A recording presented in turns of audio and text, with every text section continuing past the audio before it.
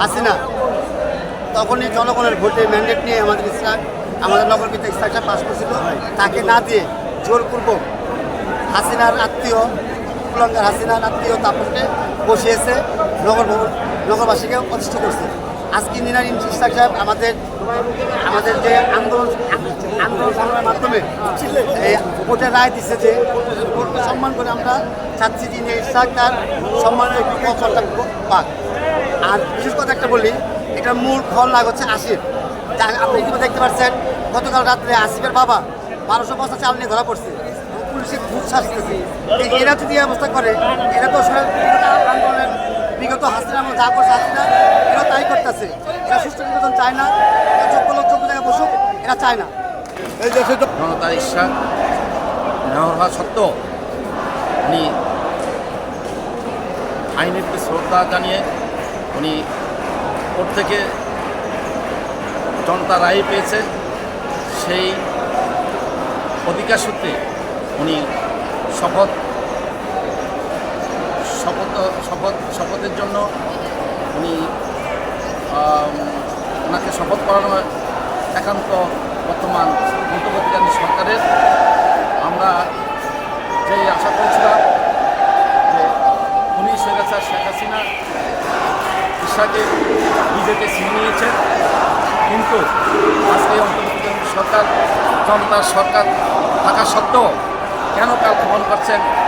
আজকে আমাদের বোধগম্য হচ্ছে, আমরা একটাই আমাদের মনে হচ্ছে যে ইশাক হোসেন একটা মুক্তিযোদ্ধার সন্তান, আর যারাই ওনার শপথ নিয়ে ষড়যন্ত্র করছেন, তালবাহানা করছেন, আমার মনে হচ্ছে এরা 71-এ পরাজিত শক্তি এবং অপশক্তি। আজ ইশাক মুক্তিযোদ্ধার সন্তান হিসাবে তাকে যে শপথ করানো হচ্ছে না, এখানেই আমার মনে হয় একটি কিন্তু থেকে যায়। তারপর আমরা বলবো জনতা রায় অনুযায়ী ঢাকারবাসী প্রাণের দাবি, ইশাককে দ্রুত শপথ করানো এবং জনগণের প্রতি শ্রদ্ধা রেখে এবং আজকের এই অন্তর্বর্তীকালীন সরকারের প্রধানকে বলতে চাই,